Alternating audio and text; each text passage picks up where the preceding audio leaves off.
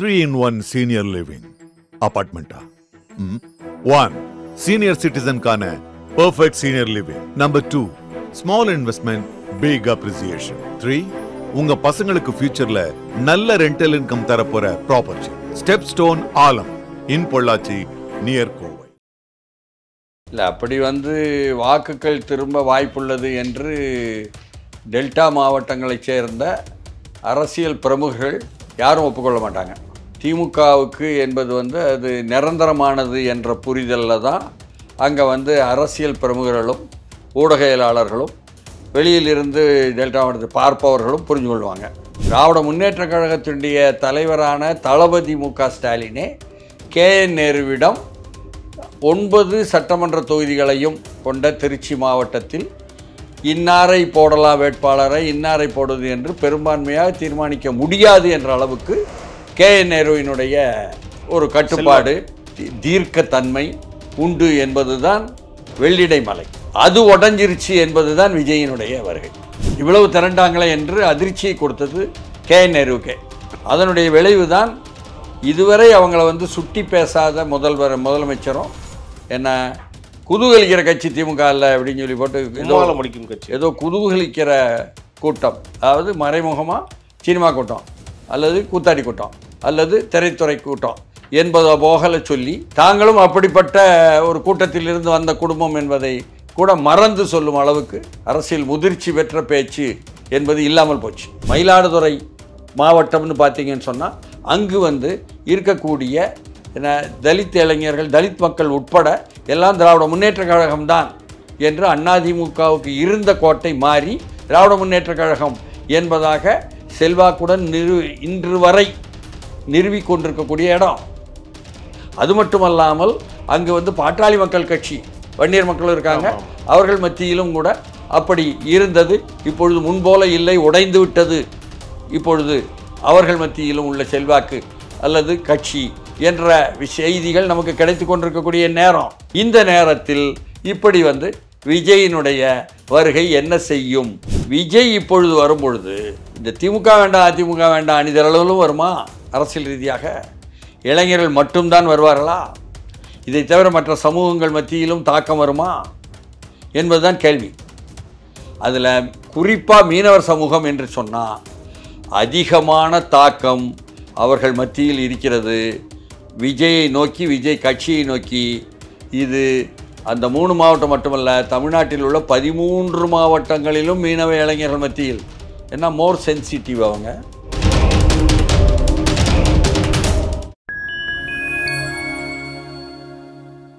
Fine time media நேயர்களுக்கு வணக்கம்.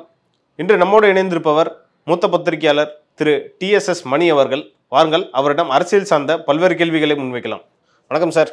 வணக்கம். திரு விஜய் அவர்கள் திருச்சி அரியலூர்ன்ட்டு 2 இடத்துல பரப்புரை பண்ணார். அதை தொடர்ந்து இப்போ டெல்டா மாவட்டமான நாகப்பட்டினம், அப்புறம் மயிலாடுதுறை, திருவாரூர் பக்கம் போக போகிறாரு. ஏன் கேட்குறேன்னா, இந்த கேள்வி திமுகவோட கோட்டைன்னே சொல்லலாம் டெல்டா மாவட்டத்தை. இப்போ அந்த இடத்துக்கு திரு விஜய் போகிறதுனால திமுகவோட வாக்குகள் அங்கே எப்படி சார் பிளவுபட போகுது? இந்த வாக்குகள்லாம் நாளைக்கு விஜய் பக்கம் திரும்ப வாய்ப்பு உள்ளதா? இல்லை அப்படி வாக்குகள் திரும்ப வாய்ப்புள்ளது என்று டெல்டா மாவட்டங்களைச் சேர்ந்த அரசியல் பிரமுகர்கள் யாரும் ஒப்புக்கொள்ள மாட்டாங்க. திமுகவுக்கு என்பது அது நிரந்தரமானது என்ற புரிதலில் தான் அங்கே அரசியல் பிரமுகர்களும் ஊடகவியலாளர்களும் வெளியிலிருந்து டெல்டா மாவட்டத்தை பார்ப்பவர்களும் புரிஞ்சு கொள்வாங்க. இப்படித்தான் திருச்சியையும் பெரம்பலூரையும் அரியலூரையும் புரிந்து கொண்டிருந்தாங்க. அதாவது KN நேருவினுடைய செல்வாக்கு கட்டுப்பாடு என்பதில் மற்ற கட்சிகள் எதிர்க்கட்சிகளில் உள்ள பிரமுகர்கள் உட்பட செல்வாக்கு செலுத்த முடிந்தவர் KN நேரு என்பதாகவும், திராவிட முன்னேற்ற கழகத்தினுடைய தலைவரான தளபதி மு.க. ஸ்டாலினே KN நேருவிடம் 9 சட்டமன்ற தொகுதிகளையும் கொண்ட திருச்சி மாவட்டத்தில் இன்னாரை போடலாம் வேட்பாளரை இன்னாரை போடுவது என்று பெரும்பான்மையாக தீர்மானிக்க முடியாது என்ற அளவுக்கு KN நேருவினுடைய ஒரு கட்டுப்பாடு தீர்க்கத்தன்மை உண்டு என்பதுதான் வெள்ளிடை மலை. அது உடஞ்சிருச்சு என்பதுதான் விஜயினுடைய வருகை. அது உடஞ்சிருச்சு. அதாவது இன்னமும் சொல்லப்போனால் திமுகவினுடைய கோட்டையாக இருக்கின்ற அந்த 9 மாவட்டங்கள் என்று சொல்லக்கூடிய திருச்சி, 9 தொகுதிகள் என்று சொல்லக்கூடிய திருச்சி மாவட்டம், அதில் உள்ள மக்கள் அவங்க தான் திரண்டது. அன்றைக்கி இவ்வளவு திரண்டாங்களே என்று அதிர்ச்சியை கொடுத்தது KN நேருவுக்கே. அதனுடைய விளைவு தான் இதுவரை அவங்கள வந்து சுட்டி பேசாத முதலமைச்சரும் என்ன குதூகலிக்கிற கட்சி திமுக இல்லை அப்படின்னு சொல்லி போட்டு முடிக்கும் கட்சி ஏதோ குதூகலிக்கிற கூட்டம், அதாவது மறைமுகமாக சினிமா கூட்டம் அல்லது கூத்தாடி கூட்டம் அல்லது திரைத்துறை கூட்டம் என்பதை போகல சொல்லி தாங்களும் அப்படிப்பட்ட ஒரு கூட்டத்திலிருந்து வந்த குடும்பம் என்பதை கூட மறந்து சொல்லும் அளவுக்கு அரசியல் முதிர்ச்சி பெற்ற பேச்சு என்பது இல்லாமல் போச்சு. ஆனால் அதே சமயத்தில் அந்த கூட்டத்தை நேரில் அனுபவித்த அன்பில் மகேஷ் என்ற அந்த வட்டாரத்திலிருந்தே வந்தவர் திருவெரும்பூரில் நிற்கவா வேண்டாமா, KN நேருவுக்கு ஒவ்வாமை இருக்குமானால் நாம் நின்று வெற்றி பெற முடியாமல் போகுமா, 1000 விளக்கு சென்னையை நோக்கி வந்து விடுவோமா என்று பேசிக்கொண்டிருக்கக்கூடிய நேரம் இது. அப்படி நேரத்தில் விஜயின் ஒரு புது ஃபேக்டர் வந்து அவருக்கு பின்னால் என்ன இந்த அளவுக்கு மக்கள் அணி திரண்டு வந்துட்டாங்களே, இது வாக்காக மாறுமா மாறாதா, மாறிட்டால் நமக்கு என்னாகும் என்ற கேள்விக்குறி வந்து திமுகக்குள்ளே உருவானது அந்த வருகை, அவருடைய பயணம். அது ஒரு திமுக கோட்டை. அதில் வந்து கீறல் விழுந்திருக்கிறா, விரிசல் விழுந்திருக்கிறதா, ஓட்டை விழுந்து விட்டதா என்ற கேள்வி அளவுக்கு. இப்போ நீங்கள் சொல்கிறீங்க டெல்டா மாவட்டம் என்று சொல்லக்கூடிய நாகப்பட்டினம் மாவட்டம், திருவாரூர் மாவட்டம், மயிலாடுதுறை மாவட்டத்தில் திமுகவின் கோட்டை, அதனால் அங்கு ஒன்றும் செய்ய முடியாது என்ற ஒரு உறுதியிலும் இருமாப்பிலும் இருக்கின்ற திராவிட முன்னேற்றக் கழகமும் அதனுடன் சேர்ந்திருக்கக்கூடிய இந்திய கம்யூனிஸ்ட் கட்சி, மார்க்சிஸ்ட் கம்யூனிஸ்ட் கட்சி என்ற சூழலும் இருக்குது. அதாவது மயிலாடுதுறை தவிர்த்த 2 மாவட்டம் பார்த்திங்கன்னா கம்யூனிஸ்ட் கட்சியினுடைய முழுமையான ஈடுபாட்டில் அந்த திமுகவினுடைய தலைமை என்பது நிறுவப்படும், வலுப்படுத்தப்படும். இதுதான் அங்கே நடக்கிற நிகழ்வுகள். இப்போ எப்படி என்று கேட்டால் எல்லா மாவட்டங்களிலும் தமிழ்நாடெங்கும் சொல்வது போல் இளைஞர்கள் 2K கிட்ஸ்ன்னு சொல்லக்கூடிய கல்லூரி மாணவ மாணவிகள் அவர்கள் வந்து அப்படியே ஈர்க்கப்பட்டு விஜயை நோக்கி வந்திருக்கிறார்கள். புதிய வாக்காளர்கள், புதிய தலைமுறை, அவர்களை ஒட்டி குடும்பத்தில் உள்ள பெண்கள் மத்தியிலும் தாக்கம் இருக்கிறது என்பது தமிழ்நாடெங்கும் எல்லா மாவட்டத்திலையும் இருக்கிற மாதிரி தான் டெல்டா மாவட்டத்திலையும் இருக்குது, 3 மாவட்டத்திலையும் என்ற செய்திகள் கிடைக்குது. வெளியே இன்னும் வராத செய்திகள். அது சனிக்கிழமை விஜய் வரும்பொழுது வருகின்ற அணி திரளக்கூடிய மக்களை பொறுத்தும் இளைஞர்களை பொறுத்தும் அவர்களிடம் பேசி அவர்கள் கருத்தை கேட்பதை பொறுத்தும் தான் தெரிய போகுது. இதுவரை தெரியலை. அப்படின்னு சொன்னால் திமுக அதிமுக என்பது தான் தமிழ்நாடெங்கும் என்ன இதுவரை ஆதிக்கம் செலுத்தும் பெரிய கட்சி. அது ஆங்கிலத்தில் டாமினேட்டிங் ஃபேக்டர், அதாவது ஆதிக்கம் செலுத்தும் போக்கு, அரசியல் போக்கு. விஜய் என்பது வந்து டெவலப்பிங் ஃபேக்டர், வளர்ந்து வரும் போக்கு. இந்த வளர்ந்து வரும் போக்கு இளைஞர்கள் மத்தியில் இருந்து தொடங்குது என்பது தான் நாம் பார்க்கக்கூடிய விஷயம். வளர்ந்து வரும் போக்கு என்பது வளரும், ஆதிக்க போக்கு என்பது உடையும். இதுதான் வரலாற்றில் உள்ள விதி. இந்த விதியை எல்லாம் மீறி உலகத்தில் எதுவும் நடக்கலை. அப்படி இருக்கும் பொழுது தான் இந்த டெல்டா மாவட்டங்களை பார்க்க வேண்டியிருக்கு. ஒன்றும் கிடையாதுங்க. தலித் மக்கள் மத்தியில் ஒரு பெரிய வாக்கு வங்கி என்பது நாகப்பட்டினம் மக்கள், பட்டியலின மக்கள்னு சொல்லுங்கள், அதாவது அங்கே இருக்கக்கூடிய தேவேந்திரகுல வேளாண் மக்களும் சரி, அங்கே இருக்கக்கூடிய ஆயுதிராவிட மக்களும் சரி, பட்டியலின மக்கள் மத்தியில் நாகப்பட்டினம் மாவட்டமும் சரி அல்லது திருவாரூர் மாவட்டமும் சரி, கம்யூனிஸ்ட் கட்சிக்குள்ளேயே அவர்களுடைய வருகையும் அவர்களுடைய பதிவும் அவர்களுடைய அணிதிரளலும் தான் கம்யூனிஸ்ட் கட்சியவே உயிரோடு வச்சிருக்கு.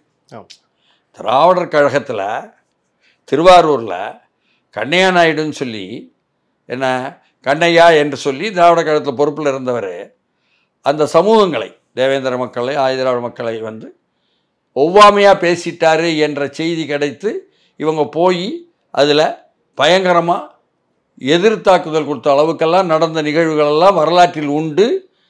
35-40 ஆண்டுகளுக்கு முன்னால். புரியுதுங்களா? இன்னமும் சொல்லப்போனால் அதற்கு பச்சை கொடி காட்டியவரே கும்பகோணத்தில் அப்பொழுது இருந்த RP சாரங்கனுடைய மகனான ஆர்பிஎஸ் ஸ்டாலின் என்று சொல்லக்கூடிய, நாங்கள்லாம் ஸ்டாலின் அண்ணன் அழைக்கக்கூடிய, இன்னும் சொல்லப்போனால் ஈழ மக்கள் புரட்சியாளர் விடுதலை முன்னணி EPRLF-க்கு களம் அமைத்து கொடுத்து படை முகாம் நடத்திய தோழர். அவர் திராவிடர் கழகம் தான். ஆனாலும் அவர் இதை பார்த்து கொண்டு சும்மா இருக்கக்கூடாது, தீண்டாமை வார்த்தைகளை யார் சொன்னாலும் திருப்பி கொடுக்கணும் என்ற தன்மையில் செய்தது. இப்படிப்பட்ட ஒரு வரலாற்றையும் பார்த்த மண் கம்யூனிஸ்ட் கட்சியினுடைய வரலாற்றில் சீனிவாச ராவினுடைய சாணிப்பால் சவுக்கடி மட்டுமல்ல, அதற்கு பிறகு புரட்சிகர நக்சல்பாரி இயக்கத்தினுடைய வரலாற்றிலும் அந்த மயிலாடுதுறை, அந்த திருவாரூர், நாகப்பட்டினம் என்பது அடிமட்டத்தில் திரண்ட ஊர். அதனால் அங்கு பண்ணையார்களை அழித்தொழிப்பு செய்ய வேண்டும் என்ற நக்சல்பாரி இயக்கத்தினுடைய சாரு மஜும்தார் வழியை அமுல்படுத்தி அதனுடைய விளைவாக 1968 கீழவெண்மணியில் நாகப்பட்டினம் மாவட்டத்தில் 44 பேர் உயிருடன் கொளுத்தப்பட்ட, அதில் அவர்கள் யாரை குற்றம் சாட்டினார்களோ அந்த நெல் உற்பத்தியாளர் சங்கத்தினுடைய தலைவர் கோபாலகிருஷ்ண நாயுடுவை திருப்பி 12 ஆண்டு கழித்து அவர்கள் பதில் கொடுத்து, நீதிமன்றம் கொடுக்காத தண்டனை நாங்கள் மக்கள் மன்றம் கொடுக்கிறோம் என்று அந்த புரட்சியாளர்கள் நிரூபித்த இடம். சாதாரணமாக பார்க்கக்கூடாது, வரலாற்று ரீதியாக பார்க்கணும். அப்படிப்பட்ட இடத்தில் இப்பொழுது எப்படி இந்த இளைய தலைமுறை இதையெல்லாம் உள்வாங்கி கொண்டா, உள்வாங்காமலா, வருகிறதா வரலையா என்பதெல்லாம் கவனிக்கணும். அப்படி பார்க்கும் பொழுது அந்த கம்யூனிஸ்ட் கட்சிகள் என்ற செல்வாக்கு என்பதை தாண்டி மயிலாடுதுறை மாவட்டம்னு பார்த்தீங்கன்னு சொன்னால் அங்கு இருக்கக்கூடிய தலித் இளைஞர்கள், தலித் மக்கள் உட்பட எல்லாம் திராவிட முன்னேற்ற கழகம்தான் என்று அதிமுகவுக்கு இருந்த கோட்டை மாறி திராவிட முன்னேற்ற கழகம் என்பதாக செல்வாக்குடன் இன்று வரை நிறுவிக் கொண்டிருக்கக்கூடிய இடம். அது மட்டுமல்லாமல் அங்கு பாட்டாளி மக்கள் கட்சி, வன்னியர் மக்களும் இருக்காங்க, அவர்கள் மத்தியிலும் கூட அப்படி இருந்தது. இப்பொழுது முன்போல இல்லை, உடைந்து விட்டது. இப்பொழுது அவர்கள் மத்தியிலும் உள்ள செல்வாக்கு அல்லது கட்சி என்ற செய்திகள் நமக்கு கிடைத்து கொண்டிருக்கக்கூடிய நேரம். இந்த நேரத்தில் இப்படி விஜயினுடைய வருகை என்ன செய்யும்? பொலாரிசேஷன் என்று, பொலிட்டிக்கல் பொலாரிசேஷன் என்று சொல்கிறார்களே ஆங்கிலத்திலே, அரசியல் அணி சேர்க்கை. அந்த அணி சேர்க்கையில் மக்கள் மத்தியில் மாற்றங்கள் உருவாகுமா? மணல்மேடு சங்கர் என்ற ஒருவரை நீங்கள் சாதாரண ரவுடி என்றோ கொலகாரர் அப்படிலாம் பார்க்கக்கூடாது. அவருக்கு கீழே அடிப்படை மக்கள் மத்தியில், தலித் இளைஞர்கள் மத்தியில் எந்த அளவுக்கு வேகம் இருந்தது என்பதையும் நாம் பார்க்கணும். இப்போ திமுக அதிமுக தவிர இப்படி ட்ரெண்டெல்லாம் என்னன்னு ஸ்டடி பண்ணணும். அங்கே என்னெல்லாம் இருந்தது, அதில் என்ன உள்ள செல்வாக்கு என்பது இன்னமும் அதனுடைய மிச்சங்கள் இருக்கிறதா என்றால் இருக்கிறது.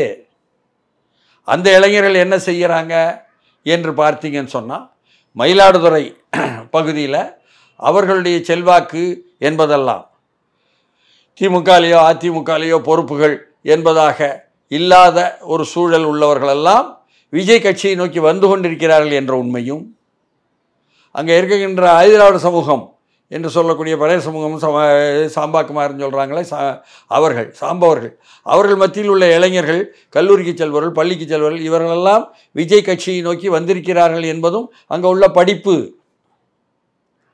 இத்தனையும் தாண்டி நாகப்பட்டினம் மாவட்டமும் சரி, திருவாரூர் மாவட்டமும் சரி, கணிசமாக முஸ்லிம் மக்களை கொண்ட இடங்கள். தலித் மக்கள் மத்தியிலும் கிறித்துவம் அதிகமாக வளர்ந்த இடங்கள். இதையெல்லாம் தாண்டி 3 மாவட்டமும் கடலோர மாவட்டங்கள். 3லுமே மீனவ மக்கள் கடலோரத்தில் ஒரு வேகமாக கீர்த்தி கொண்டு இருக்கக்கூடிய மாவட்டங்கள். நாகப்பட்டினத்தில் இருக்கக்கூடிய மீனவர்களுக்கும் நாகப்பட்டினத்தில் இருக்கின்ற அதிமுக சார்பாக அன்றைக்கு இருந்த கள்ளர் சமூகத்தில் உள்ளவர்களுக்கும் நடந்த மோதல்களெல்லாம் வரலாறு உண்டு. நாகூரில் அங்கே உள்ள தலித் சமூகத்திற்கும் அங்கே நிலம் சார்ந்த வேறுபாட்டில் முஸ்லீம்கள் நில உடைமையாளர்களுக்கும் பிணக்கு வந்த வரலாறுலாம் உண்டு. இதெல்லாம் ஒரு 40 ஆண்டுகள் 50 ஆண்டுகளுக்கு உள்ளே உள்ள விஷயங்களை சொல்கிறேன் நான். அதையும் ஸ்டடி பண்ணி அதனுடைய மிச்சங்கள், தொடர்ச்சிகள் எப்படி இருக்குன்னு பார்க்கணும். திரு விஜய் அவர்கள் இப்போ பரப்புரைக்கு போகிறாரு, குறிப்பாக இந்த டெல்டா பகுதிகளில். இந்த பார்த்து பயந்து தான் திரு விஜய் அவர்களுக்கு இவ்வளவு நெருக்கடி கொடுக்குறாங்கன்னு நீங்கள் நினைக்கிறீங்களா? இந்த நெருக்கடிகள்லாம் அவர் எப்படி தவிடுபடி ஆக்குவாரா?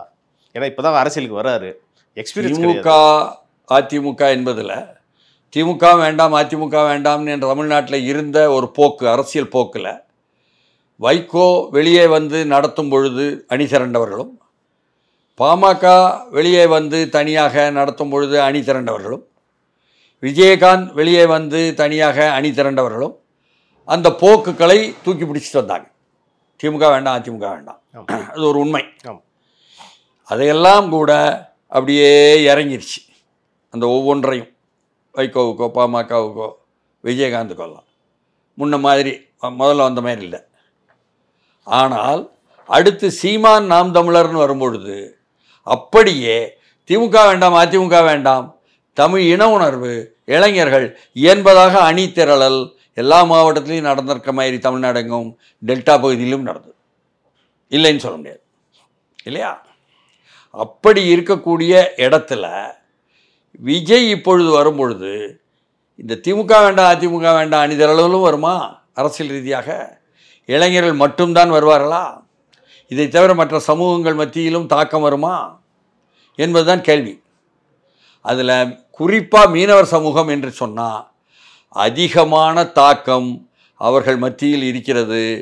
விஜயை நோக்கி, விஜய் கட்சியை நோக்கி. இது அந்த 3 மாவட்டம் மட்டுமல்ல, தமிழ்நாட்டில் உள்ள 13 மாவட்டங்களிலும் மீனவ இளைஞர்கள் மத்தியில். ஏன்னா மோர் சென்சிட்டிவ், அவங்க அதிகமான போர்க்குணம் உள்ள ஒரு சமூகம்.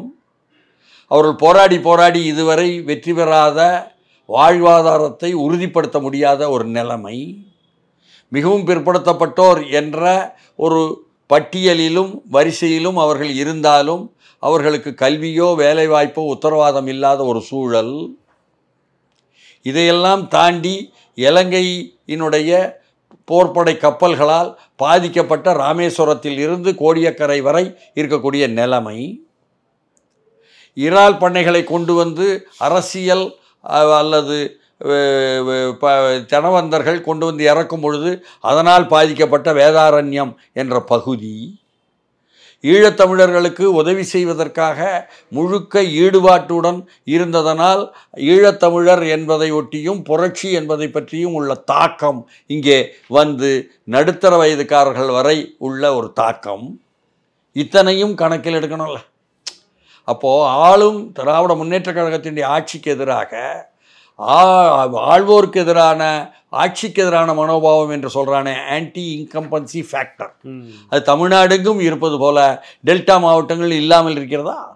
இருந்து கொண்டு தான் இருக்கும். அப்போ அவையெல்லாம் சேர்ந்து விஜய்க்கு கன்சாலிடேட் உறுதிப்படுமா? இதெல்லாம் கேள்விகள். இதற்கெல்லாம் பதில் கொடுக்கும் நிலையில் அவர் சனிக்கிழமை வரும்பொழுது நாகப்பட்டினத்தில் தொடங்கி திருவாரூர் வழியாக மயிலாடுதுறை வந்து சென்னைக்கு செல்லும் வழியில் என்ன செல்வார் என்றெல்லாம் பேசப்படும் பொழுது அங்கே வந்து மீனவர்கள் மத்தியில் அணிதிரளல் என்பது வெறும் இளைஞர்கள் மட்டும் நிற்காது. அது நடுத்தர வயதுக்காரர்கள், பெண்கள், எல்லோர் மத்தியிலும், வயது கூடியவர்கள் எல்லோர் மத்தியிலும் அந்த அணிதிரளல் வரும். ஏனென்றால் கடலோர மாவட்டத்தில், ராமநாதபுரம் மாவட்டத்தில் கடலோர கிராமங்களில் பிறந்து வளர்ந்தவர்கள் தான் சந்திரசேகரும் என்ன விஜயும் என்ற பேச்சும் கூட இருக்கு. குறிப்பாகவே வந்து மீனவர் சமுதாயத்தினர் வந்து பல பேர் வந்து திரு விஜய் அவர்களுக்கு ரசிகராக இருந்தாங்க கேள்விப்பட்டிருக்கேன். நாளைக்கு அவங்க ஓட்டும் போடுவாங்களான்றது அது கேள்விக்குரிய. அந்த கட்சிக்கு தலைமை எடுத்து ஒவ்வொரு இடத்துலையும் தூத்துக்குடியில், அதண்டி சில 2 மாவட்டங்களில், அப்புறம் இந்த பக்கம் எல்லாம் இருக்காங்க. அதனால் வெறும் ரசிகர் இல்லை, எம்ஜிஆருக்கு ரசிகர்களாக தான் இருந்தாங்க. புரியுதுங்களா? அதனால் ரசிகர் என்பது என்ன? தமிழ்நாட்டில் திரைப்படம் மூலமாக அரசியல் கருத்துக்களை கொண்டு போகிற ஊர்தி தானே அது. அப்போ அதையும் ஏற்றுக்கொண்டு தானே வந்திருக்காங்க. அப்போ அப்படி வரும்பொழுது அது என்னாகும்? தமிழ்நாட்டினுடைய திராவிட முன்னேற்ற கழகத்தினுடைய மீனவர் அணியினுடைய தலைவராக நிறுவப்பட்ட ஜோசப் ஸ்டாலின், கன்னியாகுமரி மாவட்டத்தை சேர்ந்தவர், முக்கோர் சமுதாயம். அவர் என்பது ஒரு மீனவர் சமூகம். அவர் ஏன் மீனவர் சமூகத்தை சொல்கிறேன்னா, மீனவர் சமூகத்திற்கு சாதி மதம் ரெண்டும் கிடையாது. இது தெரியுமா உங்களுக்கு? தமிழ்நாட்டில் யாருக்காவது தெரியுமா? பிறருக்கு, பலருக்கு தெரியும். மீனவர் சமுதாயத்துக்குள்ளேயே இது வந்து அசை போடப்படலை. நீங்கள் வந்து வடக்கு மாவட்டங்கள் சென்னைன்னு தொடங்கினீங்கன்னா, இங்கே வட சென்னை, தென் சென்னை என்ன மத்திய சென்னை, அதுக்கப்புறம் வந்து மற்ற விழுப்புரம் மாவட்டம், கடலூர் மாவட்டம் எல்லாம் பட்டணவர் என்ற சாதியைச் சேர்ந்த, பெரிய பட்டணம் சின்ன பட்டணம்னு உள்ளுக்கு இருக்கலாம், பட்டணவர் என்ற சாதியைச் சேர்ந்த இந்து மீனவர்கள். இதுவே நீங்கள் அப்படி போங்க, நாகப்பட்டினம் பக்கம், சீர்காழி, நாகப்பட்டினம் எல்லாம் போனீங்கன்னா கிறிஸ்துவர்களும் கொஞ்சம் இருப்பாங்க, இந்து மாணவர்கள் பெருவாரியாக இருப்பாங்க, பட்டணவர்கள் என்பதாக இருப்பாங்க, கரையர் என்பதாக இருப்பாங்க. அதில் உள்ள கரையர் தான் இங்கிருந்து போய் அங்கே யாழ்ப்பாணத்தில் அங்கே வந்து வல்வெட்டித்துறை என்ற இடத்தில் இருந்து, கிராமத்தில் இருந்து கிளம்பி எழுச்சி பெற்று வந்து உலகத்தில் உள்ள தமிழர்களுக்கெல்லாம் வழிகாட்டியாக தமிழ் தேசிய தலைவர் என்பதாக அறியப்பட்ட மேதகு பிரபாகரன். புரிஞ்சுக்கிடுங்க. அதே போல் அந்த அளவுக்கு ஒரு போர்க்குணமிக்க விஷயங்களை கிரகிக்கக்கூடிய, தங்கள் வாழ்வாதாரத்திற்காக போராடக்கூடிய தன்மை உள்ள ஒரு மாபெரும் படை வரிசை அது. அவர்கள் மத்தியில் விஜய்க்குள்ள தாக்கம் என்பது பெரிய அளவுக்கு அணி திரள்வதை கண்ணால் பார்ப்போம் சனிக்கிழமை என்பதுதான் யதார்த்தத்தில் உள்ள மதிப்பீடு. ஒரு பக்கம் வந்து மீனவர்களுக்கு திமுக கொடுத்த வாக்குறுதிகள் வந்து பெருசா நிறைவேற்றலைன்ற குற்றச்சாட்டு ஒரு பக்கம் இருக்கு சார். இருக்குல்ல, ஏன்னா இது எல்லாமே கன்சாலிடேட் ஆகி இந்த வாக்குகள் எல்லாமே திரு விஜய் அவர்களுக்கு போகுன்றது தான். அவர் வந்து எழுதி வைத்து பேசுறதுக்கு முடியாமல் தொலைத்தொடர்பு பிரச்சனை வந்து திருச்சியில் ஆன பொழுது அதை அரியலூரில் பேசிடுறேன்னு சொல்லிவிட்டு அவர் பேசும்பொழுது ஒன்று என்னன்னா, பழங்குடி பட்டியலில் மீனவர்களை சேர்க்கிறேன் என்று சொன்னீர்களே, செய்தீர்களா அப்படின்னு கேட்டார். இது அவர்களுக்கு நேரடியாக உள்ள வாழ்க்கை பிரச்சனை.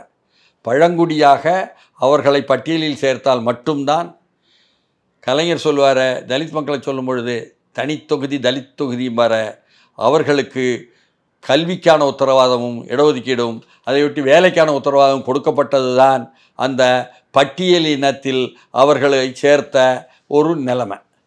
அப்போது பட்டியலின பழங்குடியினர் என்று சொல்லும்போது எஸ்சி எஸ்டின்னு சொல்லும் பொழுது, shell cost and shell tribes சொல்லும்போது, அந்த ஷெட்யூல் ட்ரைப் என்பது மலை சார்ந்தவர்களுக்கு இயற்கையை எதிர்த்து போராடுகிறார்கள் என்ற ஒரே காரணத்திற்காக அவர்களுடைய வாழ்க்கையே போராட்ட வாழ்க்கை என்பதனால் மலை சார்ந்த அந்த பகுதிகளெல்லாம் அவர்களுடைய ஹோம் ரூல் என்று சொல்லக்கூடிய அளவுக்கு கொடுக்க வேண்டும் என்று வந்து அவர்களுக்கு உடைய நலன்களுக்கும் உத்தரவாதத்திற்கும் சேர்த்து ஒரு ஃபாரஸ்ட் ரைட்ஸ் ஆக்ட் என்ற வன உரிமை சட்டம் என உருவாக்கப்பட்ட ஒரு இந்திய துணைக்கண்டம்.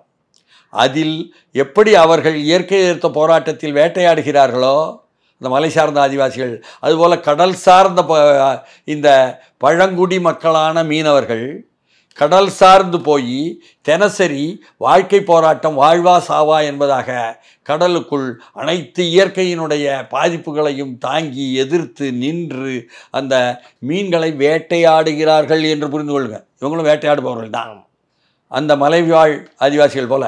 அப்போ இவர்களும் என்னன்னா ஆதிவாசிகள், பழங்குடி மக்கள் என்பதாக உள்ளதைத்தான் எல்லா அரசியல் கட்சிகளும் திராவிட முன்னேற்ற கழகம் உட்பட தன்னுடைய தேர்தல் அறிக்கையில் வாக்குறுதி மட்டும் கொடுத்துருவாங்க, செய்ய மாட்டாங்க. அதுக்காக குரல் எழுப்ப மாட்டாங்க. எம்பிக்கள் பார்லிமெண்ட் போனால் பேச மாட்டாங்க. சட்டமன்றத்தில் உள்ள தீர்மானம் கொண்டு வர மாட்டாங்க. சட்டமன்றத்தில் எப்படி கொண்டு வர முடியும்? இது ஒன்றிய அரசினுடைய வேலை என்று கேட்டால் நியாயம். ஆனால் அதற்கும் பதில் இருக்குது. கலைஞர் ஆட்சியிலேயே பிற்படுத்தப்பட்ட சமுதாயத்திற்குள் பிசிக்குள்ள ஒரு அடைக்குறிப்பு போட்டு எம்னு சொல்லி முஸ்லீம்களுக்கு இடஒதுக்கீடு என்பதாக ஒன்றை அறிவித்திருக்கிறார். அதுவும் கூட உச்சநீதிமன்றம் வரப்போன அந்த வன்னியர் இடஒதுக்கீடு பிரச்சனை போகும்பொழுது அங்கீகரிக்கப்பட்டிருக்கு உள்ஒதுக்கீடாக. அதே போல் ஒன்றிய அரசால் மட்டுமே தீர்மானிக்கப்படக்கூடிய எஸ்சி என்ற பிசியாவது மாநிலங்களால் வந்து கொடுக்கப்படும் ஆலோசனையை ஒட்டி பிற்படுத்தப்பட்ட கமிஷன் என்பதனுடைய பரிந்துரையை ஒட்டி என்று சொல்லலாம். ஒன்றிய அரசால் அம்பேத்கர் காலத்தில் இருந்து கொண்டு வரப்பட்ட எஸ்சி எஸ்டி ரிசர்வேஷன் என்று சொல்லக்கூடிய பட்டியலின சாதிகளுக்கான அந்த இடஒதுக்கீட்டிலேயே தமிழ்நாட்டிலேயே அருந்ததியர் மக்களுக்கு என்று சொல்லி ஒரு விழுக்காட்டை, ஒரு குறிப்பிட்ட விழுக்காட்டை கலைஞர் காலத்திலே கொடுக்கப்பட்டது. எஸ்சிஏ என்று போடுவாங்க, தாழ்த்தப்பட்டோர் என்ற அருந்ததியர் என்பதற்காக. அதுவும் கூட உச்சநீதிமன்றத்தால் இந்த வழக்கு வரும்பொழுது அங்கீகரிக்கப்பட்டுருச்சு. அப்படி இருக்கும் பொழுது நீ எஸ்டி என்பதில் எஃப் ஃபிஷர் என்று சொல்லி கடல்சார் பாரம்பரிய மீனவர்களுக்கு கொடுக்கிறோம் என்று சொல்லி கொடுத்திருக்கலாமே, இன்னும் 6 மாதம் இருக்கே கொடுக்கலாமே.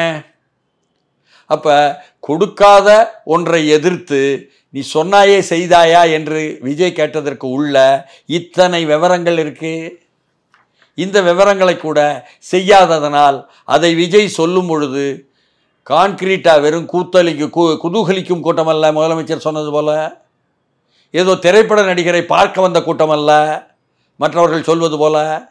இது அவர்களுடைய வாழ்வாதாரம், எதிர்காலம் என்பதற்கான உத்தரவாதத்திற்கான அடிப்படையான அரசியல் உரிமை.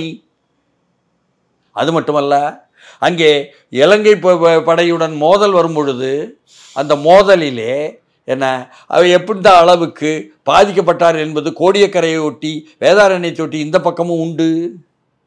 அவர்களெல்லாம் என்ன தீர்வு என்னன்னு கேட்கும்பொழுது இங்கே உள்ள மீனவர் சங்கங்களும் அங்குள்ள மீனவர் சங்கங்களும் தனியாக பேசி தீர்வு செய்வதற்கு முடிவு செய்யுங்கள்.